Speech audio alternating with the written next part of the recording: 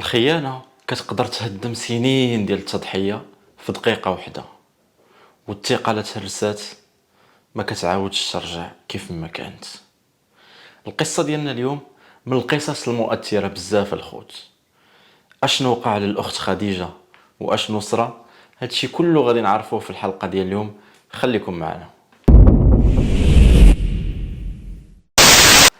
اولا الاخوان، قبل ما نبداو الحلقه ديالنا كنبغي نشكركم كلكم على التعاليق الزوينه ديالكم، وكنبغي نقول لكم الا كنتي اول مره كتشوف الحلقات ديالي ما تنساش دير لايك، وفضلا وليس امرا ما تنساش دير الاشتراك في القناه، هكا باش كتدعمنا وكتحفزنا نقدموا المزيد ان شاء الله. ونبداو القصه ديالنا على بركه الله. خديجه في عمرها 37 سنه، مزوجة وعندها جوج ديال الوليدات، عندها وليد وعندها بنت. الزوج ديالها سميتو حسن، ساكنين في واحد الدوار قريب من مدينة العرائش في الشمال، كاريين ومقاتلين مع الزمان. حسن خدام، يعني مرة في البني مرة في الموقف، يعني كيديباني كل نهار ورزقو كيف ما كنقولوا. عايشين وصابرين مع بعضياتهم كثر من 12 سنة ديال الزواج. عندهم وليد في عمره 6 سنين وعندهم بنيته في عمرها 7 سنين، كارين ومقاتلين مع الزمان. مهم واحد الايامات حسن وقف من البنيه الخوت، يعني كاع الشركات ديال البني اللي كان كيعرفهم كانوا حبسوا وما بقاوش طالبين خدامه ديك الوقيته. يعني ولا غير كيبريكولي، مره يخدم يومين ما يخدمش، السيمانه يخدم فيها نهار سيمانه ما يخدمش. يعني تزادوا المصاريف الخوت بحكم انهم كانوا غير كاريين، يعني خصو يجيب مصروف ديال الدار وخصو يجيب فلوس الكرا، يعني صعب عليه الحال وهو بوحدو اللي خدام. المهم الخوت دازوا في واحد الازمه اللي صعيبه بزاف، يعني قواو عليهم الكريديات، يعني ولاو غير مسلكين، حصلوا يعني ما بقاوش عارفين شنو غادي يديروا. واحد النهار خديجه جات عندها واحد الصديقه ديالها وجلست معها في الدار، قالت لها علاش ما تسجليش في الفريصه وتمشي تخدمي في الفريصه واحد العام، هكا غادي تقدري تعاوني راجلك وتخرجوا من هاد الكريديات اللي نتوما فيهم. المهم خديجة عجبات الفكرة، بقات كتفكر وقالت محال حسن واش يخليها بحكم انها عمرها خدمات عمرها خرجت من الدار، يعني محال. المهم راجلها حسن كان خارج، فاش جا للدار جلسوا مع بعضياتهم، قلت ليه عندي شي هضره بغيت نقولها لك. قلت ليه بلي راه صاحبتي جات لعندي واقترحت عليا نتسجل في الفريسا، راه كيمشيو يخدموا في اسبانيا عام، وهكا نقدر نعاونك شويه ونخرجوا من هاد الازمه اللي فيها حنا دابا، واخا غير عام واحد نقدروا نديروا الدويره ديالنا ونجلس من الخدمه. مهم الاخوان حسن يعني كان متردد، ولكن في نفس الوقت ما قدرش يقول لا، لحقاش عارف انه ما خدامش والمصاريف قواو عليه، يعني قال ولو غير مره واحده وصافي. المهم قبلوا بالشروط، مشات تسجلات خديجه مشات خديجه تسجلات، ودازت تقريبا واحد 3 شهور وعيطوا لهم باش يمشيو لاسبانيا يخدموا في الفريسه. فعلا خديجه مشات لاسبانيا وخلات حسن في الدار معاه جوج ديال الوليدات، البنيته ووليد. هاد خديجه كانت عندها واحد الصديقه ديالها سميتها الهام، يعني كانت بحال الاخت ديالها. حسن من كيكون كيبريكولي ولا خدام شي نهار ولا هذا، هاد الهام هي اللي كتجي وكترد لها البال البنات وداكشي والوليد، مهم بحال الاخت ديالها.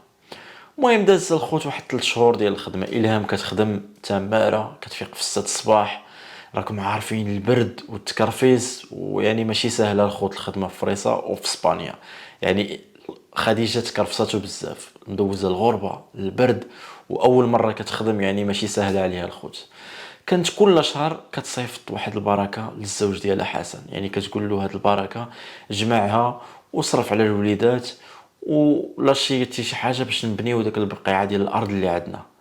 المهم خديجه دوزت شي 6 شهور مسكينه وهي خدامه، نفس الشيء كل شهر كتصيفط للزوج ديالها وكيهضر معاها، يعني كل نهار كيقول لها راه الامور مزيانه، وراني بديت كنبني الدار، راه الامور هي هذيك. المهم الخوت داز تقريبا 7 شهور.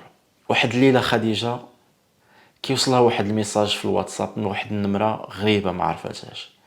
كتلقى هاد الميساج فيه جوج ديال التصاور، كتفتح التصويره الاولى الخوت كتلقى راجلها جالس مع الهام صاحبتها في قهوه وضاحكين. المهم قالت يعني عاديه بحكم انها بحال اختها، يعني كترد ليها البال لولادها، يعني ما شكاتش انها تكون شي حاجه. التصويره الثانيه الخوت كتشوفهم خارجين من عند مول الذهب وشابرين في يد بعضياتهم. تما الخوت خديجه يعني فهمت باللي كاينه شي حاجه، بقات غير كتبكي غير كتبكي. اول حاجه دارتها اتصلت بحسن وصيفطت له التصاور، قالت له شرح لي هادشي. قال ليها ما تصنتيش الهضره د عباد الله، راه غير كيبغيو يفرقوا بيناتنا.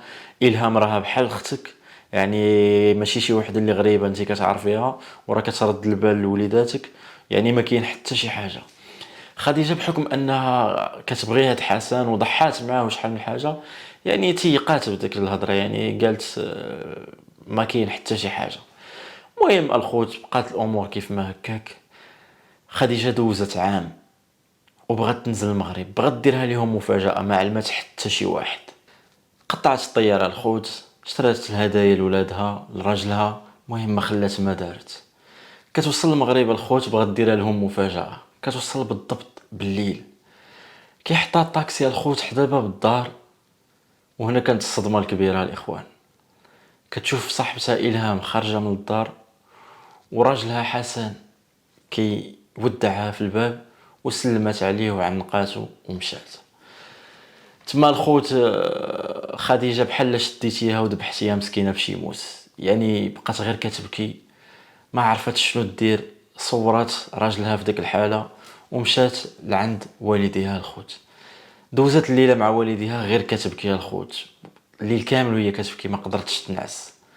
في الصباح خوتها وعائلتها كاملين واجهوا حسن، جاو عنده للدار وحطوه في امر الواقع وراوه التصاور كاملين. حسن ما لقى ما يخبي ويجيهم الصراحه الخوت، قال لهم باللي راه هو والهام في علاقه هذيك اكثر من 6 شهور، وماشي هي دي مشكله كبيره الخوت. المشكله هي الهام حامله وعندها 3 شهور من حسن.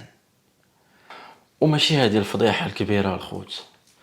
الفضيحه الكبيره هو ان خديجه كاع ديك الفلوس اللي كانت كتصيفط لراجلها، يعني عام وهي كتصيفط لراجلها باش يبني ديك الدار وباش يصرف على وليداتها، ما كان تيدير حتى شي حاجه من داكشي. حسن كاع ديك الفلوس شرا بهم واحد الطوموبيل وكان كيشري الذهب واي حاجه بغاتها الهام كيوفرها ليها. يعني هذيك الحاجه اللي زادت دمرات خديجه، يعني مسكينه ضحات مع داك الراجل وغامرت معاه، واول مره يعني كتمشي وكتخدم وكتغرب الخوت وكتسمح في وليداتها غير باش توقف مع هذا الراجل ويبنيو الدويره ديالهم ويجمعوا وليداتهم. في الاخر باعها رخيصه كيف ما كنقولوا الخوت. من بعد خديجه قررت انها تطلق من حسن وتبدا حياتها من جديد الخوت. وفعلا طلقوا ورجعت لاسبانيا وبدات خدامه على راسها الخوت. هاد المره خدامه ماشي باش تعاون حسن ولكن باش تبني راسها براسها. بدات خدامه وكتكافح غير باش تكبر ديك الوليدات وتقدر دير واحد المشروع اللي تقدر تعيش به هي وليداتها في المغرب. وكانت هذه القصه ديالنا اليوم الخوت.